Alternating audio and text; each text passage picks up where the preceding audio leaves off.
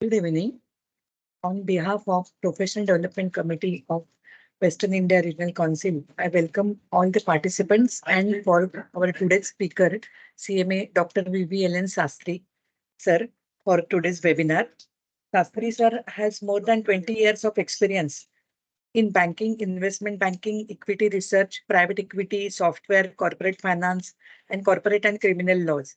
He has published more than 1,000 articles in various publications across the world.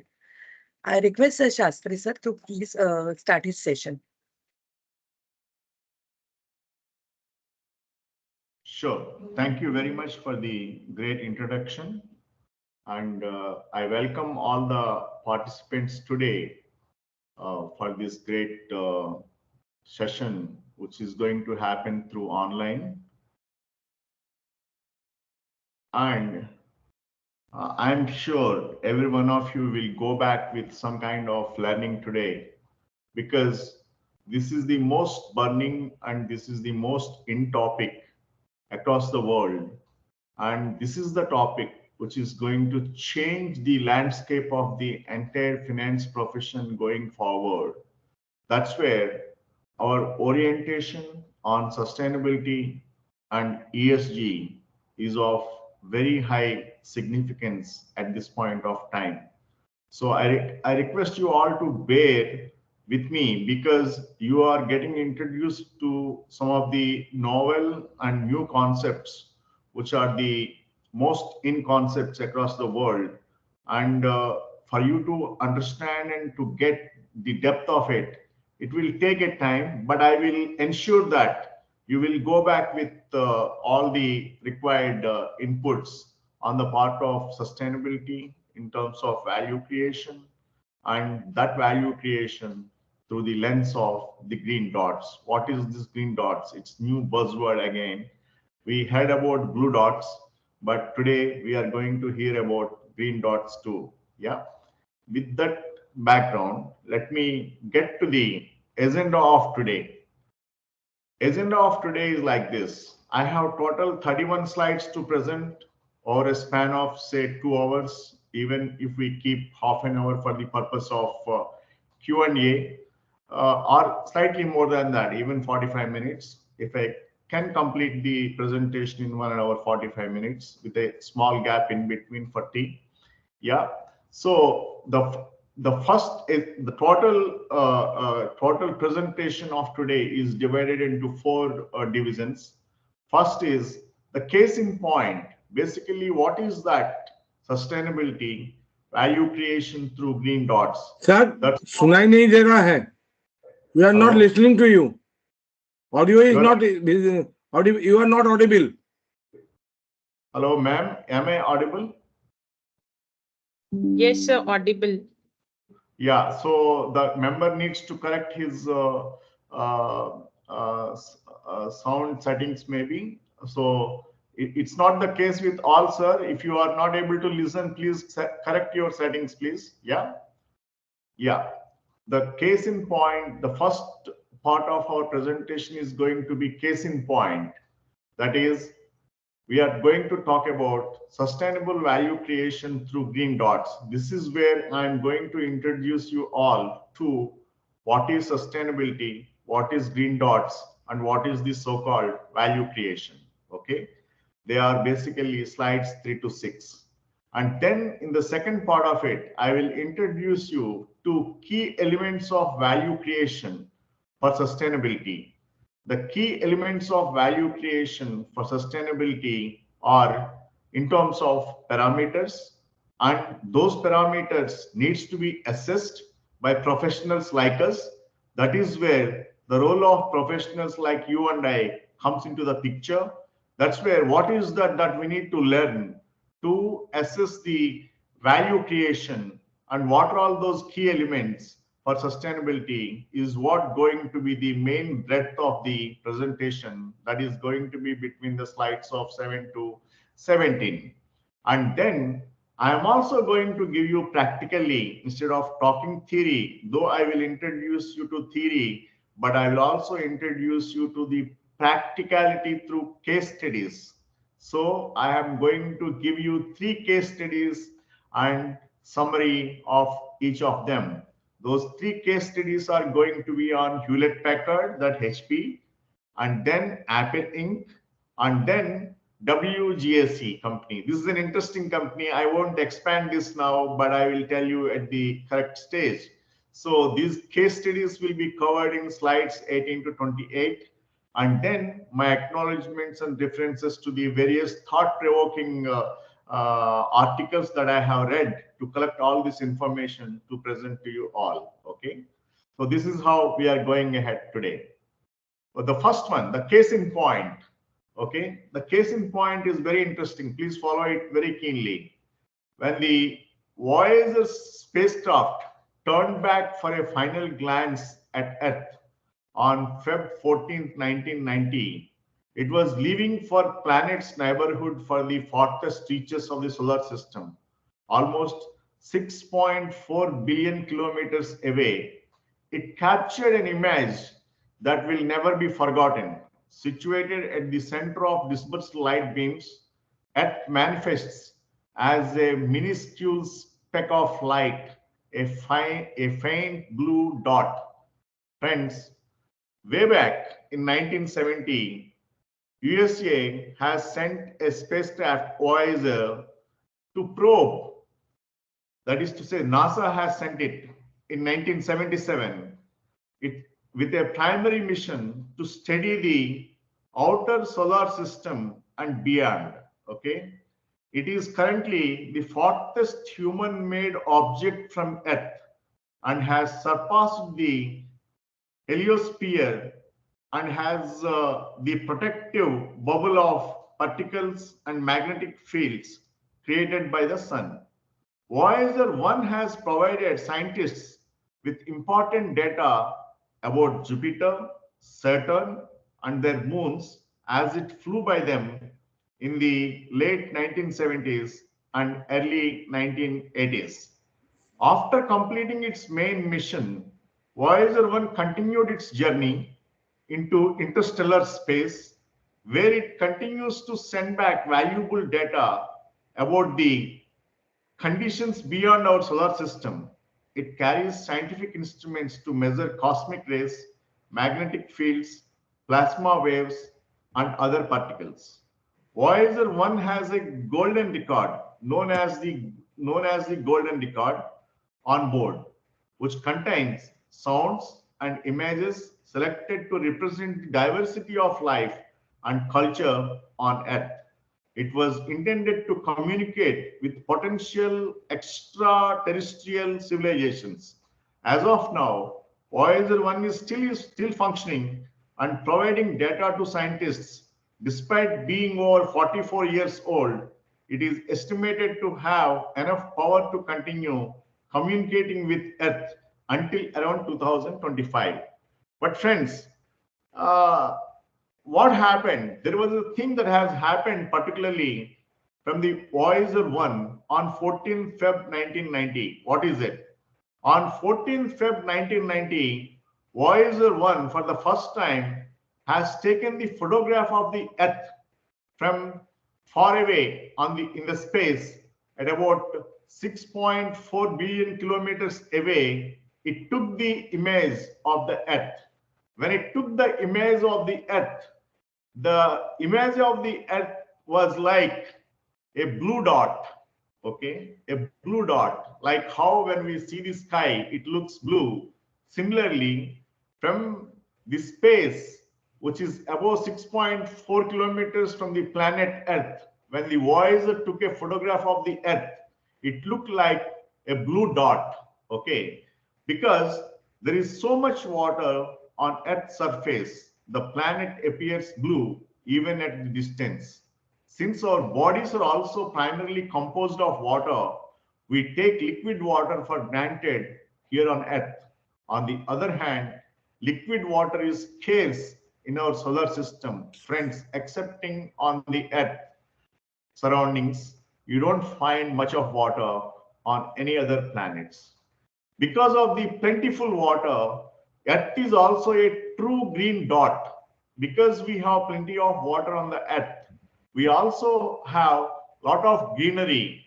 That greenery in the photograph may be given the name of green dot, though the entire earth looks like blue dot, but the greenery is called as the green dot with a flourishing plant life. The globe was proven to be greener in 2019 by recent data from NASA's Terra and Aqua satellites than it was in 1980s. Friends, when in 1980s, when the Voyager has taken the photograph, the Earth has certain amount of greenery. But again in 2019, when it took photograph, that photograph showed more greenery than what it was in 1980s. But remember, among all the doom and gloom of an existential disaster, there is one positive development, that is increase in greenery. But even while this is greening and the resulting cooling help to prevent global warming, a large reduction in carbon emissions is still required to maintain the habitability of world. What's happening is the way the population is increasing, the way the greenhouse gas emissions are increasing, the way the CO2 is increasing on the earth, the way the greenery is not increasing. Though the greenery is increasing, of course, but it's not increasing at the pace at which the emissions are increasing on the earth. That's the reason the habitability of humans like us is becoming very difficult, and it's going to be very difficult going forward. So it is suggested by fossils and DNA evidence on the blue-green dot that humans, as we know them now, developed about 33 lakh years ago. What we say as humans, we all developed some 3 lakh years ago, okay? Though through the analysis of tools, artifacts, and cave paintings, archaeology posits that sophisticated technology and societies, also known as behavioral modernity, evolved relatively recently between 50,000 and 65,000 years ago. But it has been only the last 250 years since the beginning of the first industrial revolution in the 1700s that humankind's collective action become a threat to our very survival. Remember, friends, though human beings were in existence for more than 3 lakh years, though the behavioral modernity was evolving from about 65,000 years ago, but we as human beings started spoiling our environment since last 250 years, when the first industrial revolution has happened in 1700s. That is from where we started emitting carbon emissions, CO2, and greenhouse gas emissions that are destroying the Mother Earth, and in turn they are destroying the human life too.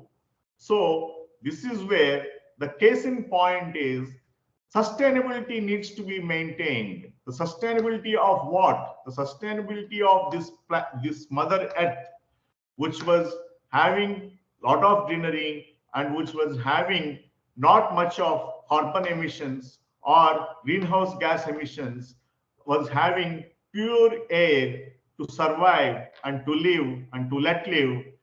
To go back to such kind of environment, natural environment, which was there about 250 years back, we need to take measures, and taking such measures for making our future a perfect place to live in is what the sustainability efforts are. That is where the focus of the whole world is. Okay. At this point of time, I will briefly introduce you to sustainability too. Okay. Let me introduce you to sustainability. Sustainability refers to the practice of conducting activities in a way that meets present needs without compromising the ability of future generations to meet their own needs. It involves balancing economic, environmental, and social concerns, aiming for long-term viability and resilience. Okay. In recent years, there has been a growing recognition of the importance of integrating sustainability and ESG into business strategies and investment decisions. Many stakeholders, including consumers, employees, investors, and regulators, are demanding greater transparency and accountability in these areas. Companies that prioritize sustainability and ESG can benefit from the enhanced reputation, improved risk management, cost reduction, access to capital, and opportunities for innovation. Friends, today there is a sustainability revolution world across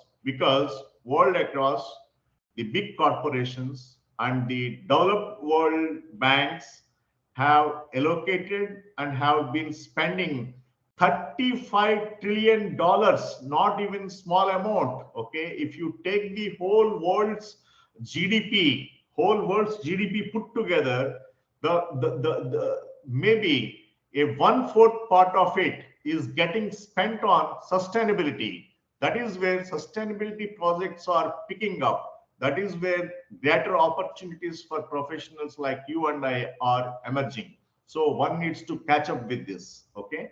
So now, having seen the concept of sustainability and having introduced the concept of sustainability to you all, let me take you through the concept of the green dot.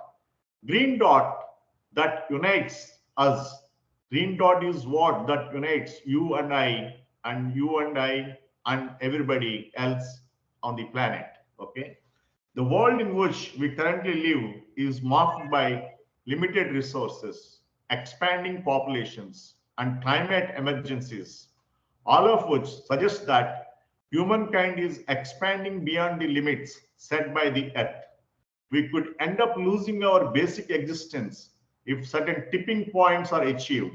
But there is no doubt that life on this planet will persist. We humans will just not be around to witness it. We might occasionally wonder what our planet might look like if humans suddenly vanished, given the growing cost of dirty oceans, hot air, disappearing topsoil, and catastrophic extinctions. It is highly likely that fish will eventually return to the seas, our concrete buildings will eventually collapse under the weights of weeds, water, and tree roots, and the world will eventually return to what it was before humans came. So, how long before our traces disappeared would be more amazed by alterations we have brought about, the harm we have inflicted, and the resiliency of nature if we knew the answer to this question. Instead of assimilating into the ecosystem, why have we turned into parasites on this planet? For those questions, friends, the answer is we as human beings, we are overindulging, we are aiming for unchecked growth, and we have become excessively greedy. These three are the answers for the disastrous, I mean to say, climate that we are finding across the world. Okay. And now, having seen the green dots being the kind of damages that are happening to the greenery, the catastrophic extinctions that are happening, the disappearing topsoil that is happening. Now, let us link it up with the perspective on sustainable development, how it can be done. Yeah, there are three types of relationships that are highlighted by humanist philosophy: relationships between people and nature, relationship between people, and relationships with oneself. When we relate ourselves, first we relate with our own self, okay? Then we relate with people to people, and then we relate ourselves with the nature. This is how the human beings philosophically and humanistically also relate themselves, okay? The kind of philosophy which derives from our comprehension of the sciences is also the foundation of many religious ideologies, most notably Hinduism and Buddhism. We talk about the nature, we talk about people to people relations, And we also talk about aham brahmasmi in Sanskrit. That is to say, we talk about our own self. Okay, it holds that humans and the environment are fundamentally inexorably linked and dependent on one another. The interdependence of all living things is glaringly apparent in a worldwide issues like deforestation and climate change. Today, when deforestation is happening for the purpose of ongoing construction, for the purpose of required fuel, there we are finding immediately the climate change is happening. In fact, Chennai, even today in this modern world, has drowned when heavy rains due to tufan have actually had their impact on the city. So that tells us that how humans have spoiled their own living in the name of advancement. Okay. And then humanist philosophy, which is predicated on reverence and care of all living things, is closely aligned with the notion of sustainable development, which entails fostering equality and social peace, as well as environmental preservation and economic growth. Today, after liberalization, when the world caught up with the growth aspects, what has happened is in a capitalistic scenario, those whoever are nearer to or those whoever have the knowledge of accessing the capital, they all got benefited, but there remained a social gap because equality concept hasn't caught up with the concept of liberalized capital that is available for the purpose of enterprises.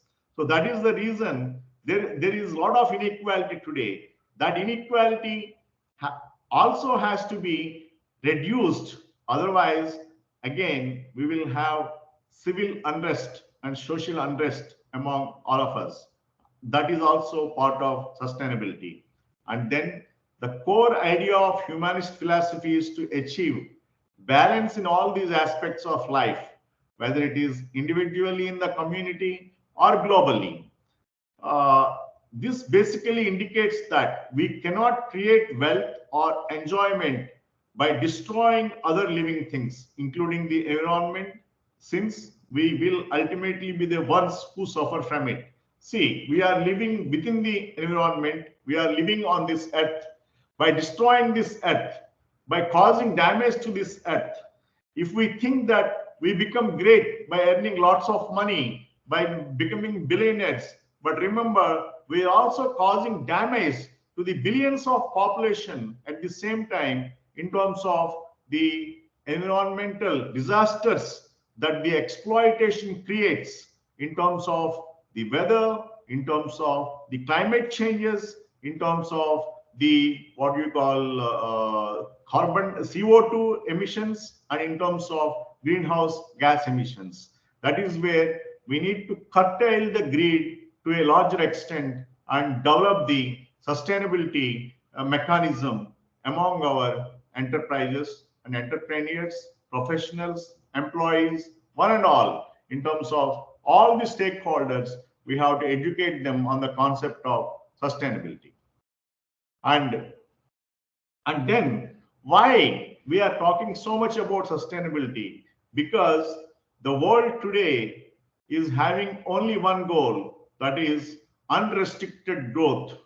Everybody says, I need to grow. Okay, you have the feeling of growing, no problem.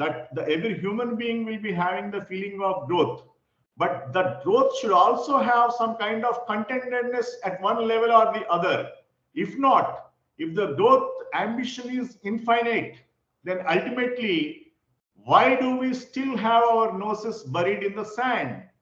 So then we still will have our noses buried in the sand, irrespective of our aims on unrestricted growth, because in the name of unrestricted growth, we will be damaging the Mother Earth, and will be damaging the environment, and ultimately will be damaging ourselves.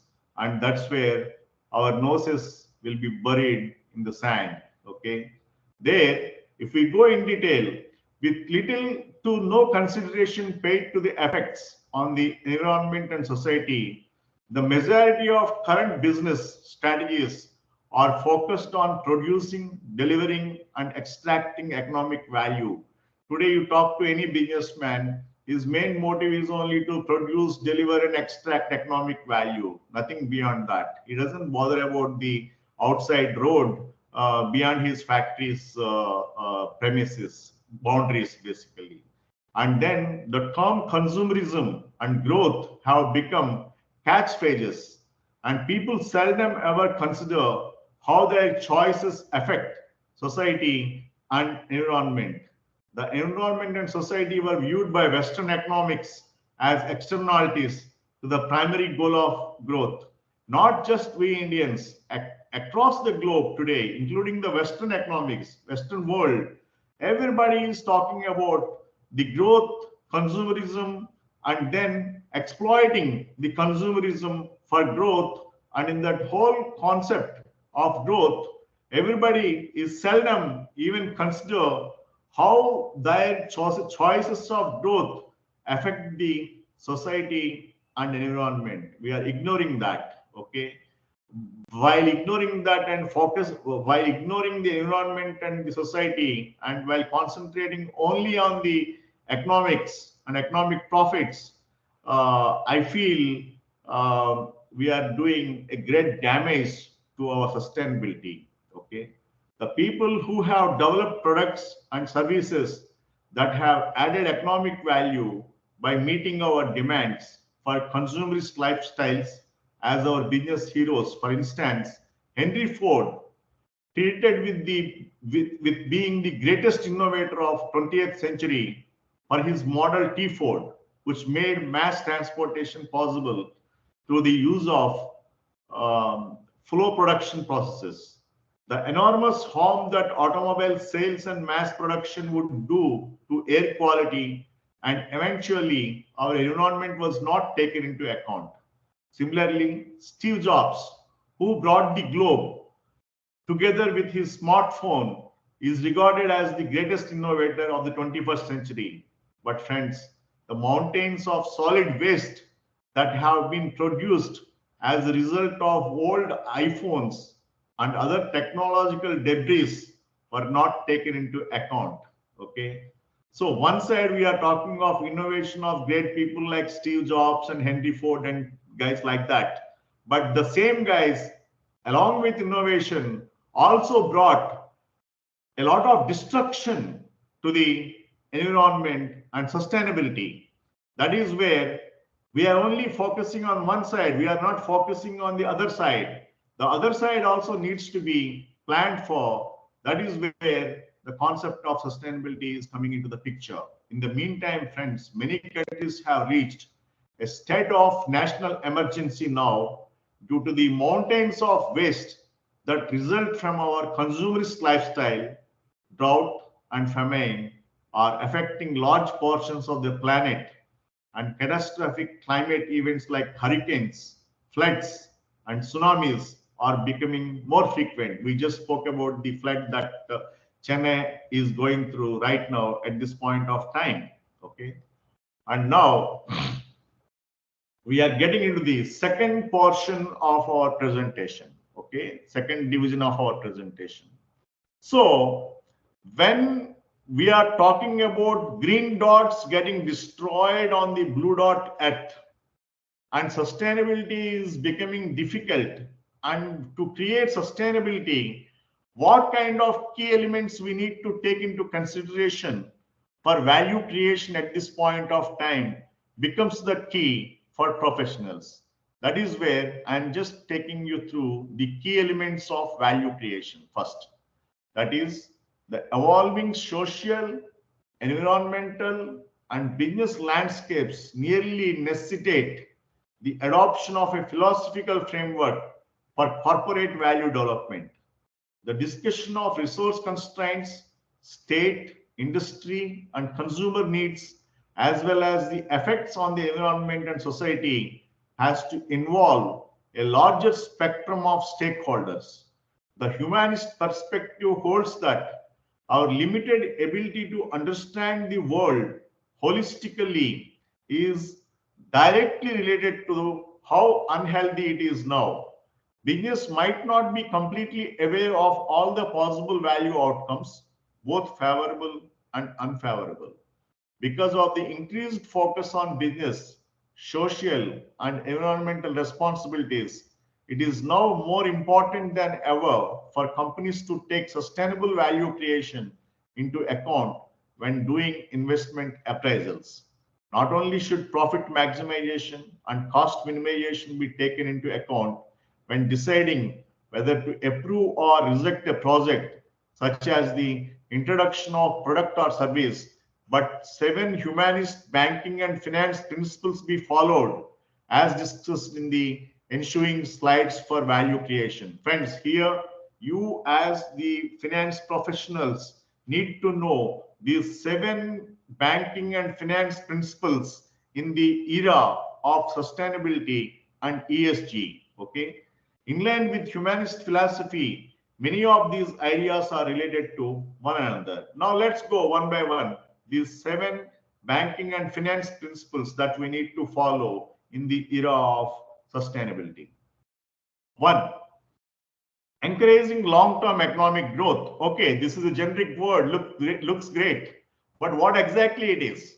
According to comprehensive perspective espoused by humanist philosophy, progress should continue at a pace that avoids causing additional serious economic issues, particularly for coming generations. That's what I briefly introduced you when I told you about sustainability. Sustainability means not only preventing the damages at this point of time to environment, but we should also make our future generations live happily on this planet Earth. Okay, and then there is undoubtedly a trade-off between the current economy's rapid expansion and the potential for future growth.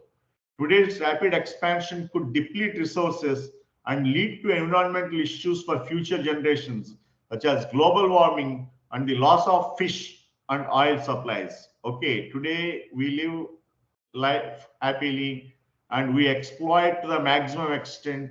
We enjoy our lives.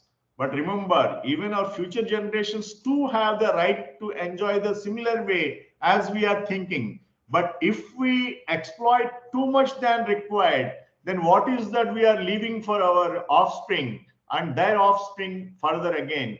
That point needs to be always kept in mind. Okay, while conducting investment evaluations to determine whether to accept a project, organizations that use both internally and externally generated project finance for investment in income producing assets should follow this humanist concept. So what I am saying is, when a bank or an institution or we as finance professionals propose an investment proposition to an entrepreneur, or an entrepreneur proposes to a bank, to us, to take it up to the banks, whatever it is, at that particular point of time, we need to ensure that such projects which are coming for project finance should be futuristic in nature, and also the kind of projects which have a humanist concept, that is to say, they preserve our resources for a long time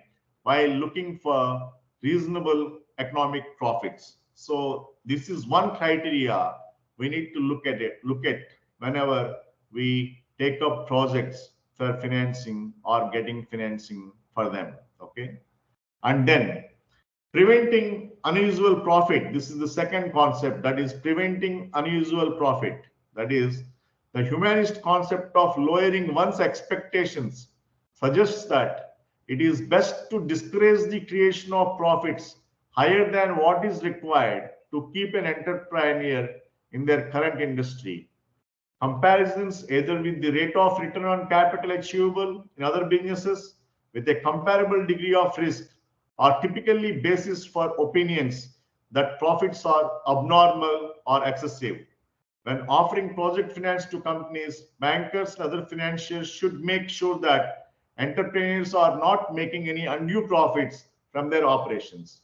Remember, friends, you and I, as finance professionals, when we approach a promoter of a company, generally we tend to see their mindset and their talk in a way that they tend to tell us a story by telling that they will only earn higher profits because they have a magic, okay, and they have a formula that makes them earn much higher profits than the peer group companies. And this sometimes mesmerizes us. What's the reason? What for they gain more profit when compared to the peer group companies existing similarly in the market? When we analyze that, there is no specific reason unless somebody is really innovative in either in process or in product in terms of innovation. Without that, if somebody just saying that I'll make more profits, means he is doing some shortcuts. So he is getting somehow these abnormal profits.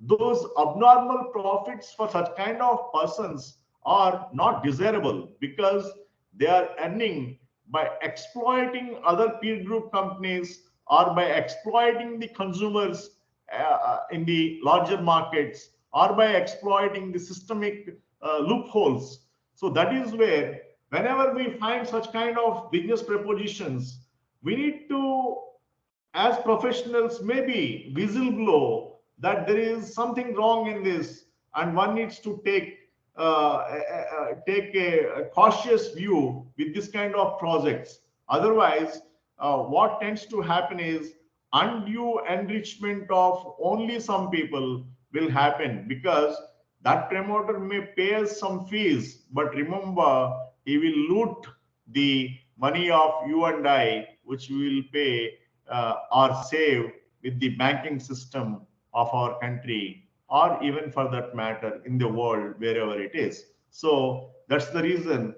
we as finance professionals have to prevent in some people earning unusual profits while focusing on encourage while sorry uh, sorry while stressing on the long term economic growth. Okay, and now let's talk about the third thing is encouraging eco-friendly advertising. Okay, today we look at okay, any product has to be sold. Selling mainly happens through advertising. If you don't sell it through advertising, of course there are some products which goes directly, but there are some products which needs to be sold through advertising, mass advertising. So the humanist banking and finance ideology places a strong emphasis on promoting environmentally and socially conscious goods, services, and brand values while discouraging excessive consumption. The Bible's 10th commandment says, "Thou shalt not covet the neighbor's goods," states that one should not aspire to possess what another person has. This commandment corresponds well with the humanist worldview and goes against the underlying ideals of consumption on which many capitalistic civilizations are established. Okay, the idea of consumerism holds that it is advantageous for the economy for people to consume more items. Consumer goods that just serve to replace older designs are produced and marketed with an obsession and propensity. This has led to mountains of waste, both liquid and solid, of outmoded products like the original iPhone model.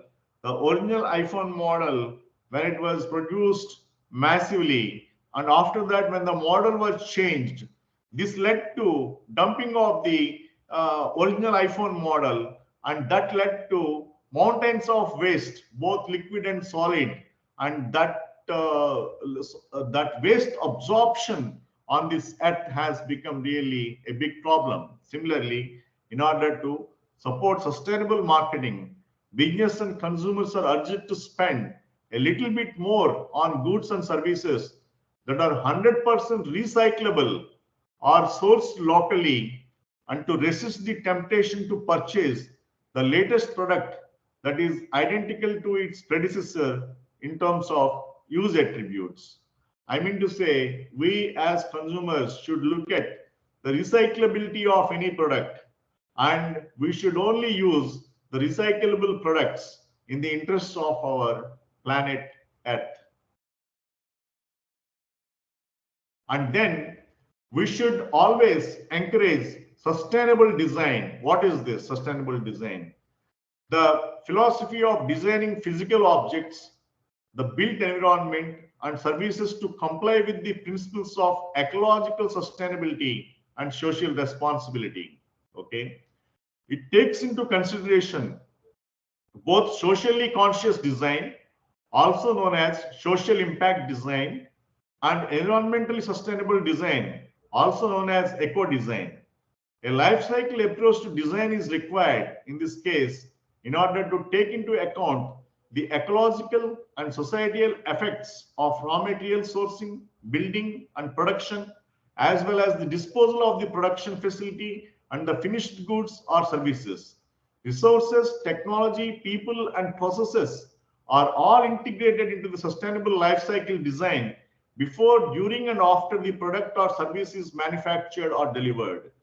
So design is the most important concept in the entire life cycle approach of what you call raw material to finished good and even to the extent of consumption. Okay, this covers managing solid, liquid, and gaseous waste in addition to operations and maintenance, opportunity costs, dependability, and safety.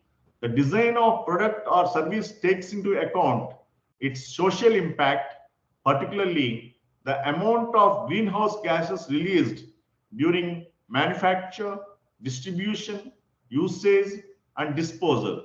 Example, avoiding single-use plastics in a package design. And then the socio-economic environment in which the goods or services is provided is another factor to take into account. A product or service that has gained societal acceptance in the marketplace is considered socially responsible.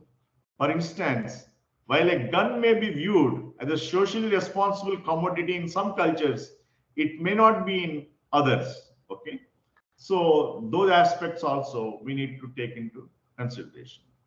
And encouraging sustainability in the environment. The talent of humanist banking and finance has a long-term outlook, acknowledging the fundamental interdependence and inextricability of human beings and the environment. In this case, the projects that are funded are intended to preserve the ecosystem's productivity, the soil's productivity, and the water's productivity while lowering their negative effects on human health and the environment to a level that both can tolerate and without jeopardizing the ability of future generations to enjoy the ecosystem. Because, friends, when we see many industrial houses, they don't have waste disposal systems. Basically, they just leave it to the neighborhood, I mean to say vacant places, or they throw it into the nearby sea, or the or in the nearby river, and they pollute that.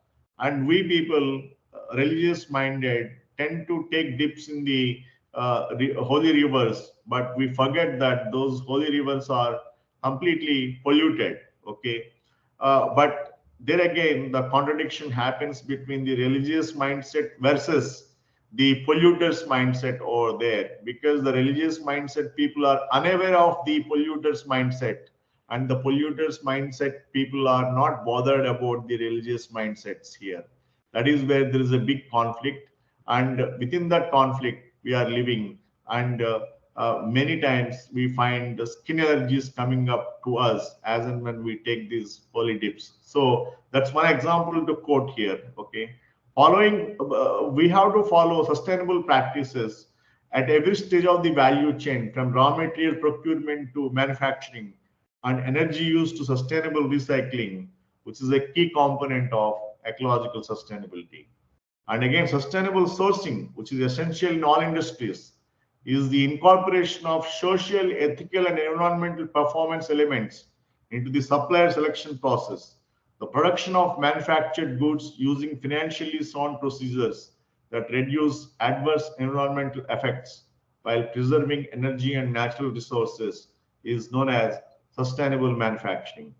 The environmental beneficial way to handle solid waste for sustainable society is through sustainable recycling. It has been demonstrated that the present disposable technologies are bad for the environment. We can preserve natural resources and lessen the damage we do to the environment by recycling sustainability. And then, friends, we as professionals, again, in the parameters and steps that we need to take towards various projects while evaluating them, we also have to evaluate the social effect of the projects. The analysis, monitoring, and management of planned interventions, policies, programs, plans, projects, as well as any social change processes they may trigger for both positive and negative social consequences constitute the social impact principle in humanist banking and finance.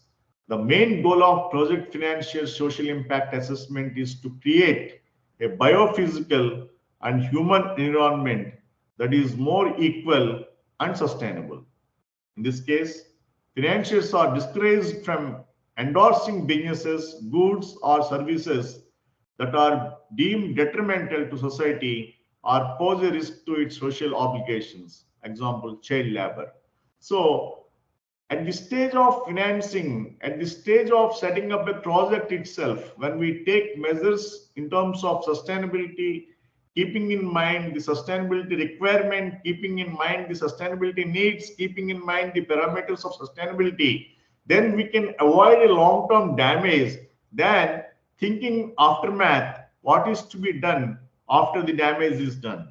So this way the evaluations have to be done. And then, friends, we also have to think of enforcing social taxes. What are all they? The state enforces this humanist banking and finance concept.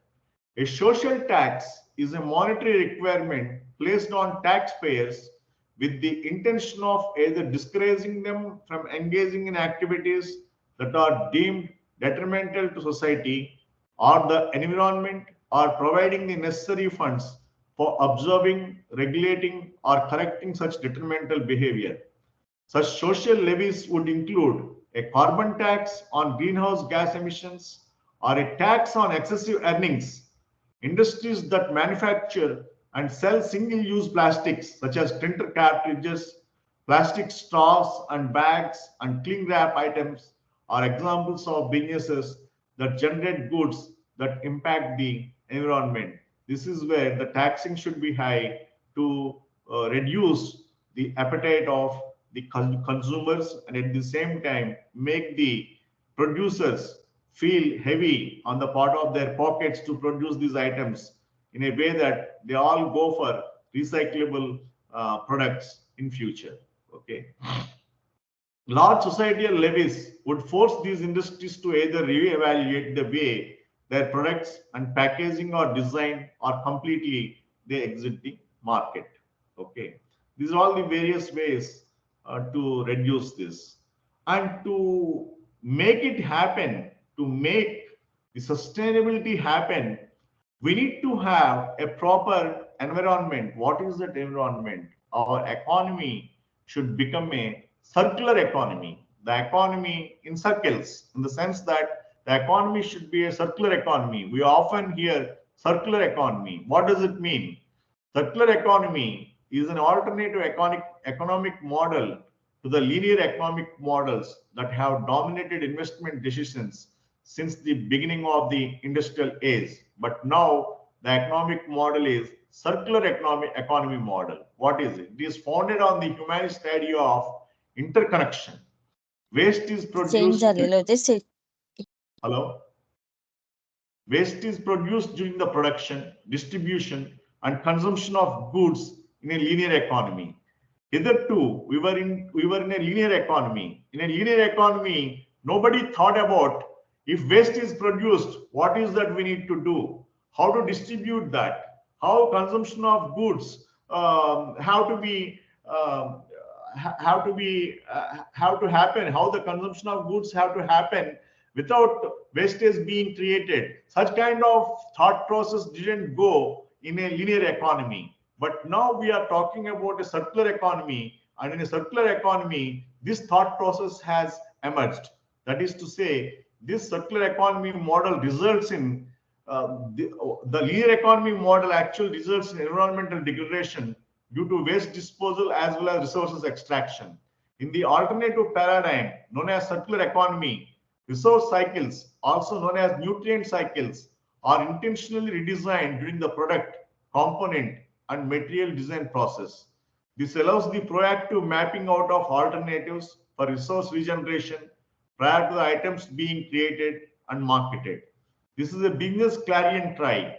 The world our children inherit tomorrow will be significantly impacted by the financial decisions we make today. For the next millennia, our planet will probably continue to be a blue dot with a lot of water on its surface. But unless we embrace the circular economy, it is highly unlikely that Earth will remain a green planet that is habitable by humans in the near future. So circular economy means, friends, one product's wastage becomes the raw material for again for becomes raw material for another product. That is one way to look at it. Another way to look at it is you recycle it. You recycle the waste. Okay, again reproduce. That is what is called as circular economy. Today, world across, all the economies are going towards circular economies because in the linear economies, nobody bothered about the wastages. That's the reason we are facing this problem today. If we go for circular economy, definitely the wastage problem will not be there, and sustainability concept is well taken care of. Okay, and now we spoke about the lens with green dots. This requires that while evaluating investments and financing proposals, all corporate entities apply a humanist-based green dot lens to evaluate products and services. Philosophical precepts to guide such financial choices have been absent. This void is filled by the green dot lens. The creation of Sustainable Value Index (SVI) by decision makers assessing the introduction of new goods or services or financiers of significant environmental initiatives is one method of using green dot lens. Friends, you need to follow this very keenly because this is the most important aspect of our presentation today.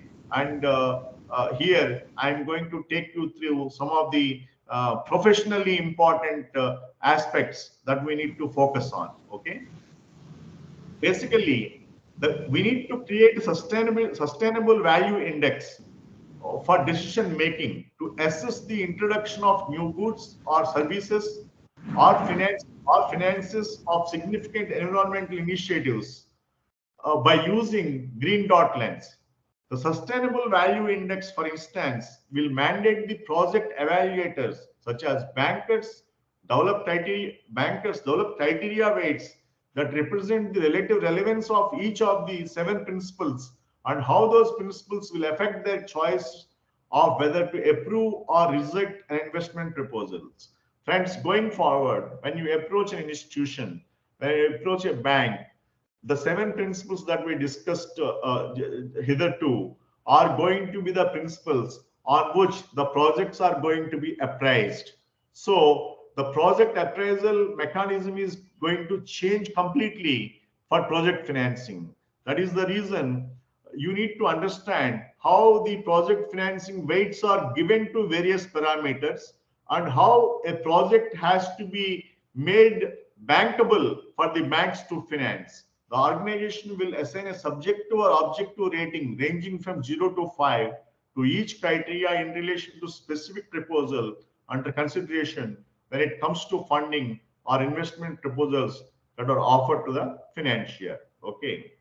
Now, how the weights are assigned, how the projects are appraised, and what's the criteria going to be, and how you need to be alert while submitting any project to the banks is what we are going to discuss in our second half of our presentation. So first half is complete. Now it is almost 17:58. So 6 o'clock, I tell you guys to take 3 to 5 minutes break. And again, we will reassemble at about 6:4 to 5 and restart our journey for the second half. Okay. Hope it's fine. Thank you.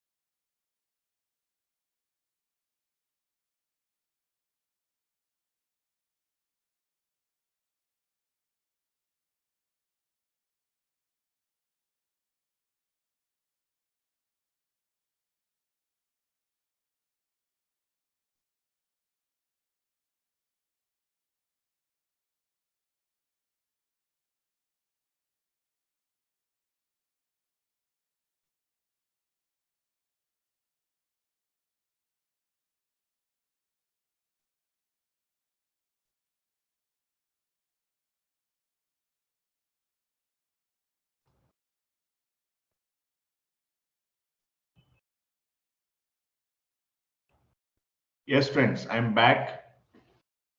Hope you are also there. Admin, can I start now again? Yes, sir. Yeah, fine. Thank you. Yeah, friends, to take a recap of what we have seen so far is like this. First and foremost, we have discussed about the blue dot versus green dot. What is blue dot? What is green dot? How that is nothing else but the pictures that the voyage one has taken from a distance above the level of the earth, almost 6.5 billion distance above the earth. When it took, the whole earth looked like blue dot. Okay, like how we see the sky and feel that it is blue. Similarly, even earth looks like blue when it is seen from the other side. Okay, within that blue dot there is a green dot, because that green dot is the greenery on the earth. So the greenery on the earth, in a gap of 20 years, when the voyager took photographs, though increased proportionately, but the proportion was not equal to the way the humans have been increasing the wastage on this planet. So the waste that the humans are increasing through various production activities, agricultural activities, whatnot, every activity produces wastage. But we don't have waste recycling methodologies in existence at vast level. That's the reason we are we have been made to indulge in degradation of quality of life, degradation and destruction to cities, degradation and destruction to our longevity of life, quality of life, most importantly. Okay, the breathlessness that we find in metro cities today due to very high pollution indexes in Delhi, Mumbai, Hyderabad, Bangalore, and Calcutta are all the reasons of these pollutions emitted in terms of CO2 and also greenhouse gas emissions. That all has happened due to advancement in our lives to make ourselves mechanically, I mean to say, advanced in our approaches, but at the same time, we as humans are degrading in our quality of life. That is where, to make the environment sustainable for a longer time, from long-term perspective, we need to take measures. Those measures are sustainability measures. Sustainability measures are to be taken at the project level itself. When you take those measures at the project level, you can nip the whole thing at the bud stage. But rather than that, if you just let it happen and then think of reducing it, it may not happen. That's the reason worldwide today, $35 trillion have been committed for the purpose of restoring the sustainability on this mother planet Earth. So there, we as finance professionals going forward needs to alter our approach towards project financing proposals, because institutions going forward are going to appraise the projects keeping in mind 7 basic parameters. Each of those parameters I have taken you through, and those parameters have to be calculated in terms of rate multiplied by weight. That is how now we are entering into the second part of it. Okay, in the second part of it, friends, I would first ask you to see this table. In this table, there are 7, I mean to say, rows with each one describing one parameter. That is, 1, sustainable market growth; 2, abnormal profit; 3, sustainable marketing; 4, sustainable design; 5th, ecological sustainability; 6th, social impact; 7th, payment of social tax. Here, the banks are going to do what? the banks are going to assess each of the companies which you take for, I mean to say, project financing, and then first they give a raw score to what the company is in terms of its what you call profile, and then they assign weights, and then they obtain the weighted score for proposal A like this, proposal B the similar like that, proposal C like that. So after looking at the basically total index score, whatever be the highest score that we find in proposals, those proposals will only be financed. And if some proposals cross a benchmark for that matter, those proposals may also be considered for financing. So here in our presentation, friends, the next step is to calculate each proposal's total score, that is rate multiplied by weight. By multiplying the rated scores by the criterion weights, the company's chosen cutoff point will determine whether the proposal is approved or rejected. That is what is shown in the table and explained by me while explaining about this table. It is important to remember that the raw scores and weights are entirely arbitrary and dependent only on the goals and tactics of the financier. So it is actually driven by the financier and determined by the financier. But it is hoped that these financiers will take into account the 7 humanist values in order to guarantee sustainable value generation, ensuring that we preserve the green dot in which we dwell. Okay. This table, I have taken it from ICMAI Australia, the source courtesy to ICMAI Institute Australia. And then now we are getting into case studies. Friends, first case study is Hewlett Packard, HP. So now here we have seen the sustainable value index for project evaluation.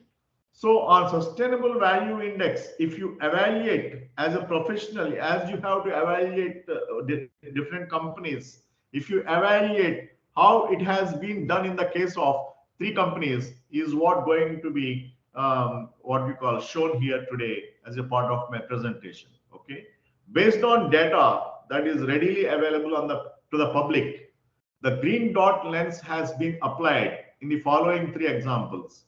Since these will be the financial subject to estimations, the actual raw scores and weights have not been provided.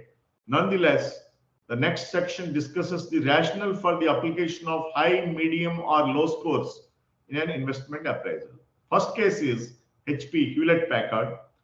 Hewlett Packard has created and supplied a vast array of hardware parts, software, and associated services to individuals, small and medium-sized organizations, and major corporations, including clients in the field of education, health, and government. For many years, the company's printers and print cartridges have caused serious environmental problems. There are terrifying tales of their filling landfills. HP says that they have made a number of sustainable design changes to its printer cartridges in recent years.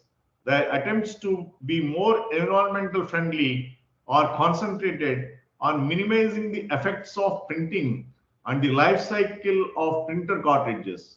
In light of these assertions, the following is the summary of the company's performance as shown by green dot rating.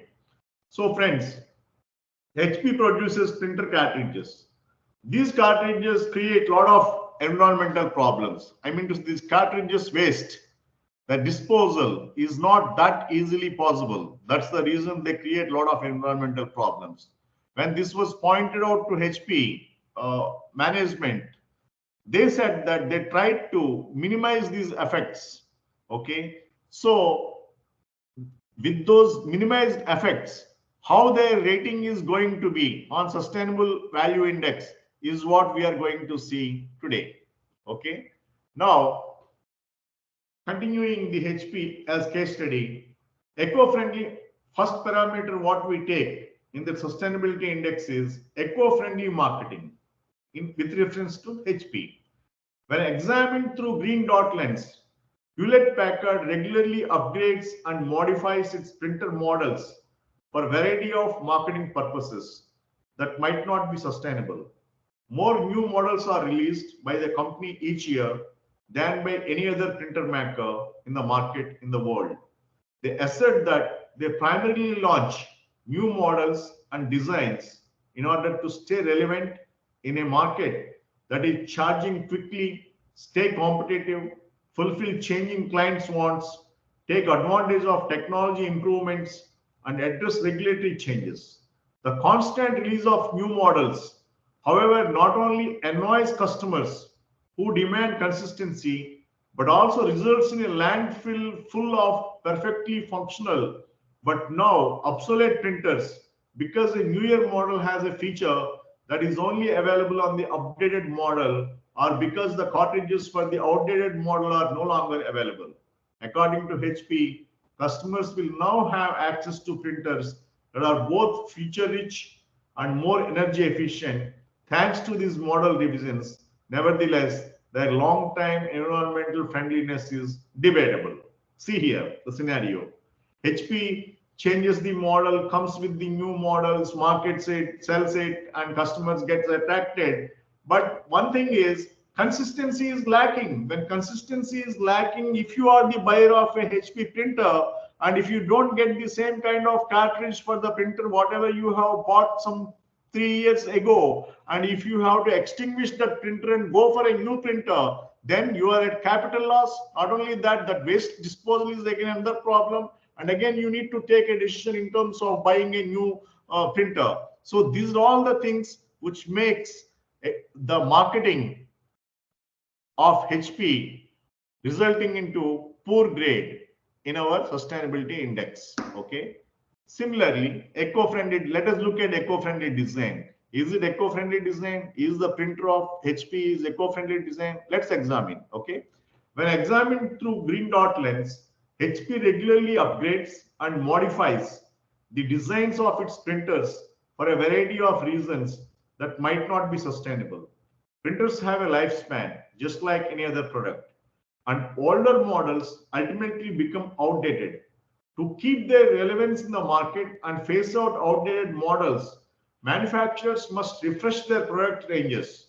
HP provides a number of justifications for its ongoing product improvements, including user feedback on performance problems, design defects, unwanted features has the potential to impact the creation of new printer types and designs.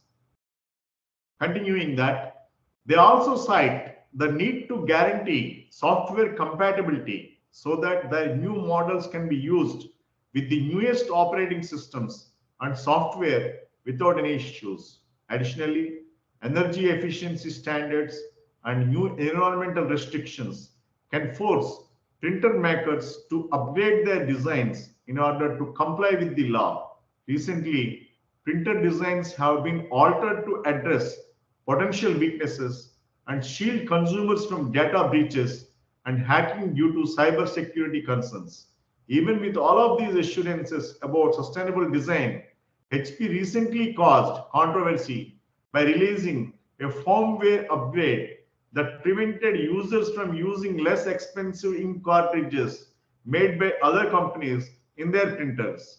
After being remotely updated, HP printers will no longer function unless they are equipped with the authorized ink cartridges. The printer will not print any documents if the cartridge do not have any HP microchip installed, which is usually more expensive. So here, in terms of eco-friendly design also, the on blue dot index, the result is extremely poor of the print cartridges of HP. Okay. Now let's look at on the sustainability of the environment. HP has released through sustainability reports that outline their objectives and developments in terms of lessening the environmental effect of their products, including printer cartridges. These initiatives show a larger dedication to environmental stewardship and company sustainability. HP has launched recycled plastic cartridges as a sign of their commitment. Additionally, it creates cartridges that are simple to recycle and disassemble.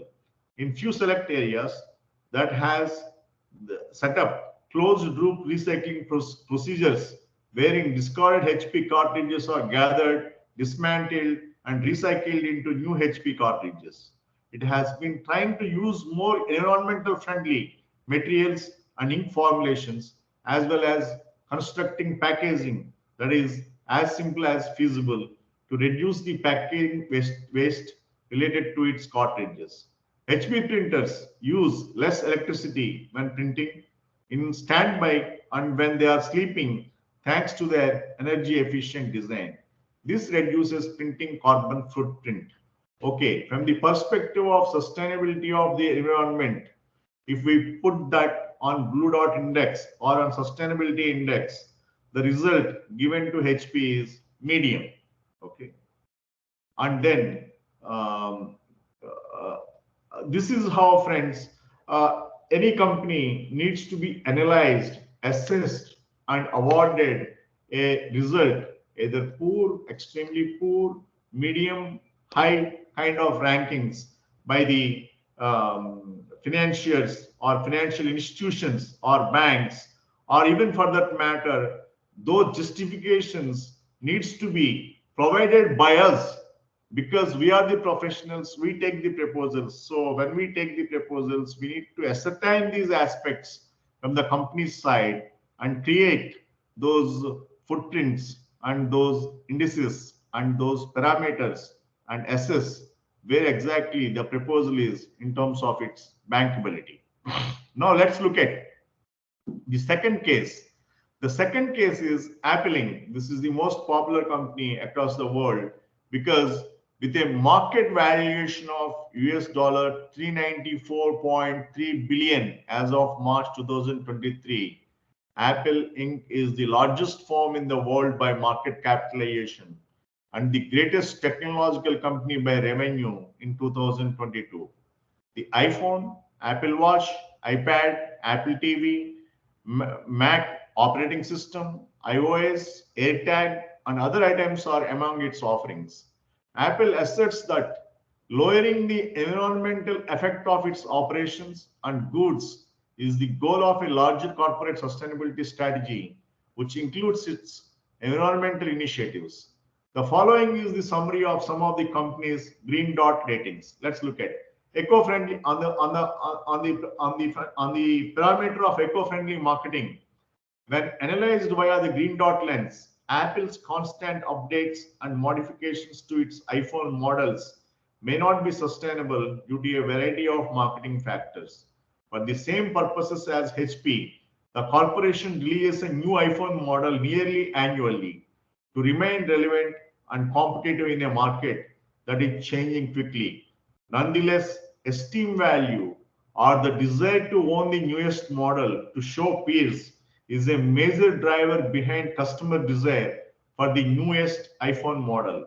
Additionally, although iPhones eventually become outdated like any other device, Apple is known to speed this obsolescence by ensuring short battery life and dubious software updates. Before making an old model obsolete, Apple first lists its on its vintage list. Customers find it challenging to obtain replacement parts, repairs, or software upgrades for products as soon as they are added to the vintage list. In spite of Apple's denials, it is debatable if the out-of-date devices are ecologically favorable in the long run. Here, in terms of green dot lens, the sustainability value index wise, eco-friendly marketing on the part of Apple is resulting in terms of extremely poor ranking because the motive of Apple seems to be to come out with new model and make people crazy to go for the newer version and slowly make what you call the older versions extinguished from the market by somehow not giving the required support level that the company is expected to provide. That is how their ever growth and evergreen expansion in terms of markets and in terms of customers, in terms of replacement customers is also happening, because holding an iPhone is a prestige for any individual today across the globe. Okay. But when we look at from the sustainability index side, their ranking is poor because they are not looking at all the customers at large in the world, and they are not giving a life of say more than 1 year to any model. That means if you buy an Apple phone with 1 lakh rupees, that you are going to use for 1 year with almost a depreciation value per month of around 8,000 bucks or 7,000 bucks. That means your cost of using iPhone per month is just 7,000. Remember, of course, it has some replaceable value. When you buy a new one, your old phone will also be given some consideration, but that depends on the usage and the looks and the wear and tear. Okay, and then let's look Apple Inc.'s ranking in terms of eco-friendly design. When examined through the green dot lens, Apple's frequent updates and redesigns of the iPhone may not be sustainable for a number of reasons. Since its founding, Apple has a well-established history of creating a variety of proprietary connectors rather than implementing industry-wide tech standards. As one of the leading companies in the mobile industry, the recognizable brand has depended on the steadfastness of its patrons, who are forced to utilize Apple's exclusive charging and cabling solutions in order to operate their devices. They might therefore continue to be in charge of their product ecosystem. In the meantime, the industry standard USB, Universal Serial Bus, was created to standardize the various connections required by personal computers, such as those used to plug in keyboard or mouse. In addition to Apple, Microsoft, and Samsung, over 700 tech companies collaborate to design and maintain this standard. The most recent version of this widely used standard is called USB-C. Apple iPhone 15 has now transitioned to USB-C, less than a year after the EU passed laws requiring all smartphones, tablets, digital cameras, and other small gadgets to use USB-C by the end of 2024. In this case also, in terms of eco-friendly design, since Apple wants to keep its own distinction when compared to the other manufacturers, its result is poor in terms of sustainability index. And then Apple's contribution in terms of sustainability of the environment, if we look at, with regard to sustainability and recycling, Apple has put a lot of work into developing devices such as iPhone. Although they don't say that every iPhone is constructed completely of recycled materials, they do try to recycle and repurpose the resources that are used in the creation and maintenance of their products. Okay, customers can trade in their old gadgets for credit toward a new one through Apple's trading schemes. The corporation states that after being traded in, the devices are repaired and sold again. By doing this, the product's lifespan is increased and electronic waste is decreased. Additionally, Apple wants to run all of its operations, including manufacturing, off of renewable energy. As a result, the carbon impact of making iPhones is decreased. Even though Apple has made progress in sustainability and recycling, it is important to remember that not all iPhone's parts can be readily recycled, and that regional differences may exist in the amount of recycling. Third-party partners who manage the collecting and recycling of outdated devices may also be included in the recycling processes. However, it is rare that an independent audit verifies whether these partners are genuinely carrying out their contractual obligations to Apple. So, on the sustainability side, on the sustainability of environment side, the ultimate ranking given to Apple was medium. So, this is another example of creating a sustainability index with ranking. And now we are getting into another third interesting case study, that is WGSC. Um, Who is tolerating this? Okay. You know what is WGSC? Interestingly, who gives a crap is what the brand, the name of the brand is who gives a crap. This may look funny to us, okay? The name looks so crazy to all of us, but it's a very well-known brand and it's a very popular brand. Let's look at what exactly is this, okay? The toilet paper brand who gives a crap, WGSC, is renowned for its dedication to social responsibility and sustainability. The company makes tissues, paper towels, and toilet paper that is friendly to the environment. The toilet paper designed with sustainability in mind, according to the firm. In light of these assertions, the following is the summary of the company's performance as shown by green dot rating.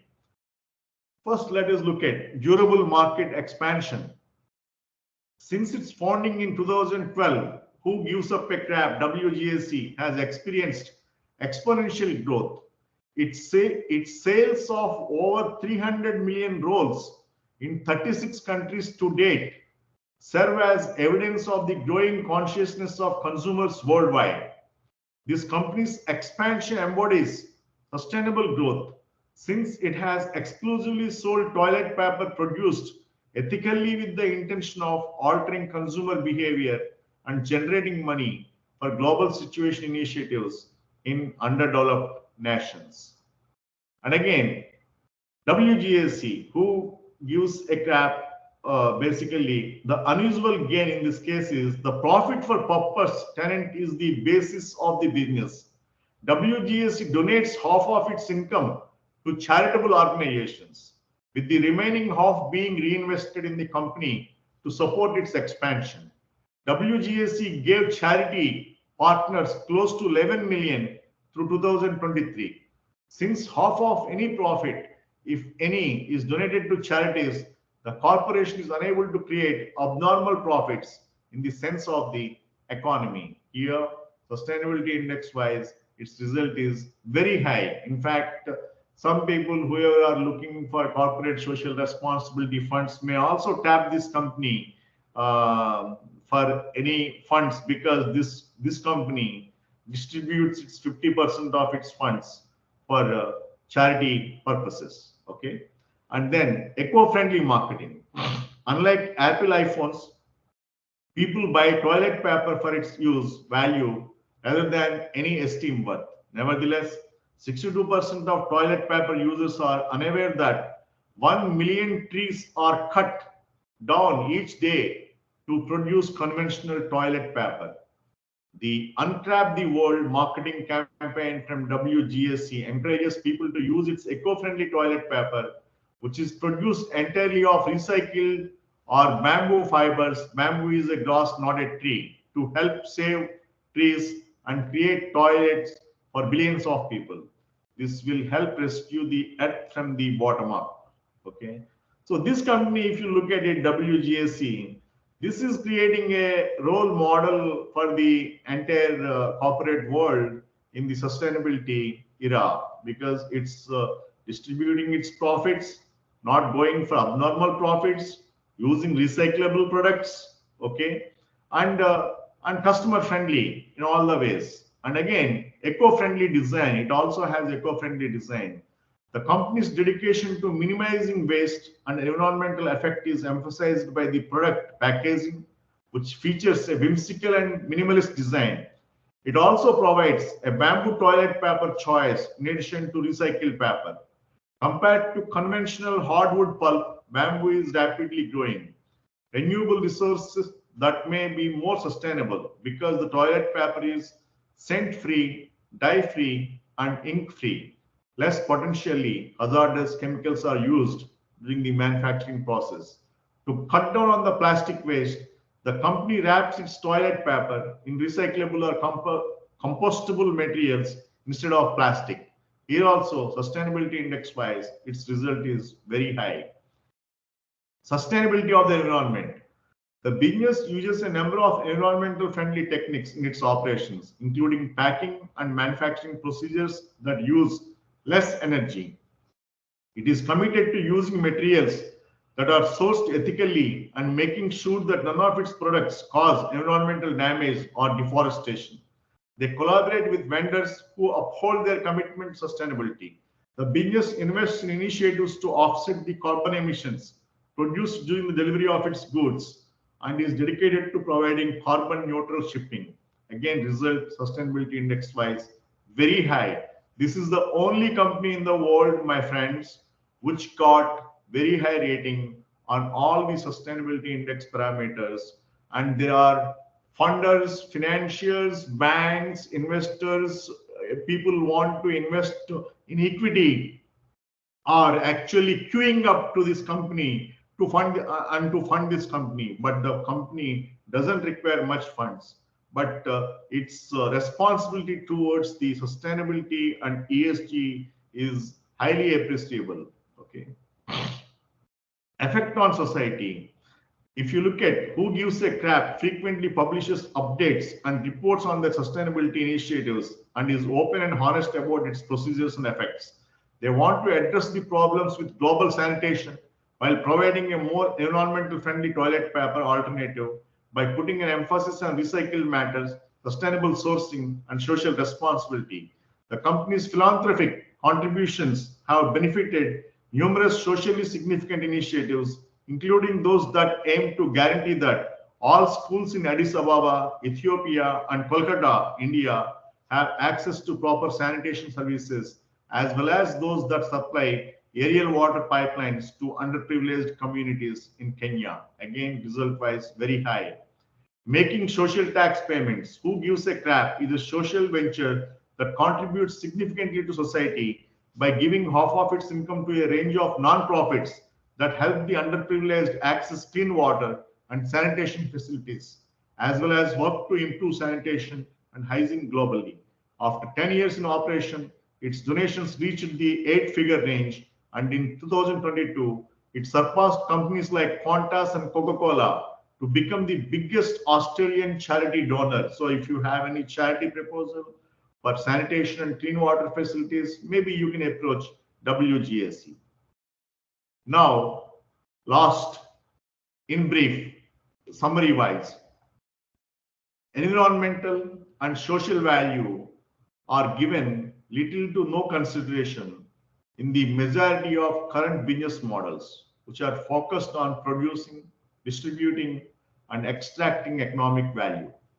It is obvious that industry must drastically alter its production processes in order to transition to a more sustainable industrial system. As a species, we must make investments in resources that either produce energy from renewable sources or manufactured goods for machinery-powered renewable energy. Additionally, we must make sure that the items recycling and or garbage disposal have been planned for and budgeted for when their useful lives come to an end. Such expenditure should ideally be funded by an interrelated, holistic vision as promoted by humanist philosophy. Philosophical precepts to guide such financial choices have been absent.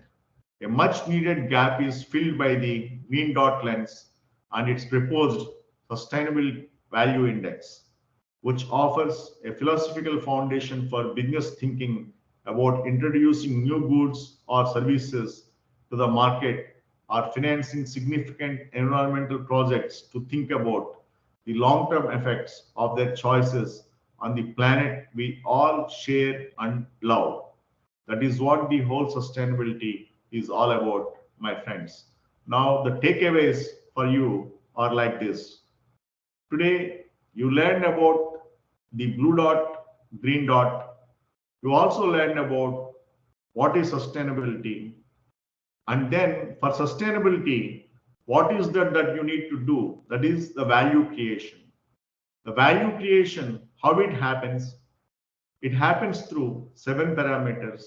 Those 7 parameters makes the sustainability index. And how to measure the 7 parameters in terms of the performance for the sustainability index that we have seen with the examples in terms of case studies from those 3 companies. So when you go back, you are now fully aware of what is sustainability index, okay, and at a macro level, the sustainability opportunity today is $35 trillion. So it's better if you focus now on sustainability financing practices for your client companies, then maybe you will make the best out of your profession, because this is the most in thing now. Thank you very much for your patient hearing. And now I open the floor for questions. At this point of time, my special thanks for great thought-provoking articles on sustainability by Professor Janak Ratnatunga, CEO, Institute of Certified Management Accountants, Australia, because I have taken this theme of presentation based on his works. I didn't copy from his works, but I took the theme from his thought-provoking articles. And also, I have collected material from various international resources, which I have mentioned here as references, because this is completely a research-based, evidence-based presentation to make you feel better that you learned something. Thank you. Thanks to your commitment and great interest to listen to this presentation. I look forward to working together with you, and I look forward to your questions now. The floor is open for questions.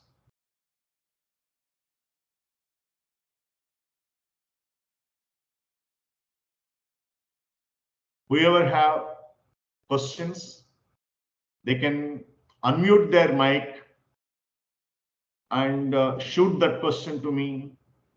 I am here to answer. Or if you send even questions through chat box, I can see and answer those questions. A lot of guys are writing that nice presentation. Thank you so much. They are sending this kind of messages.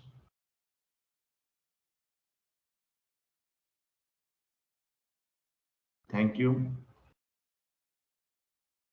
But who are there to ask questions?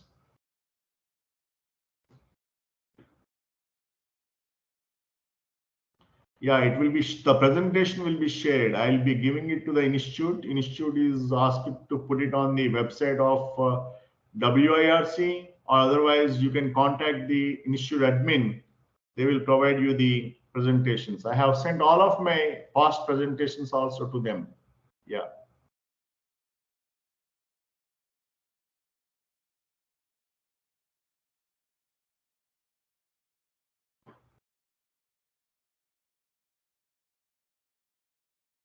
Do you have any questions, friends?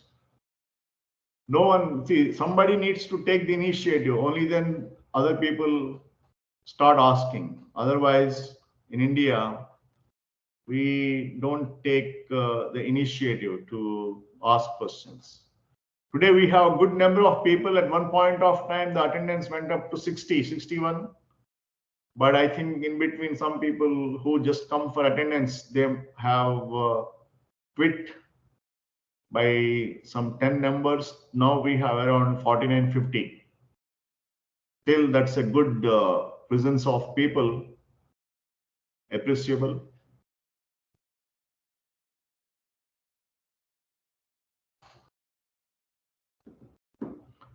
Admin.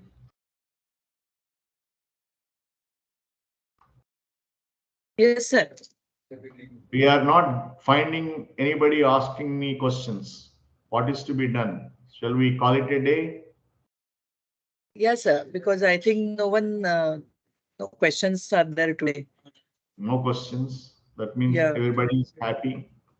Yeah, on that happy note, good night, friends. See you tomorrow. Thank you very much for your patient hearing. Admin, thank you very much for nice organization. Yeah, thank you. Thank you, sir. See you tomorrow, sir. Thank you. Yeah. Yeah. Thank you. Thank you, everyone.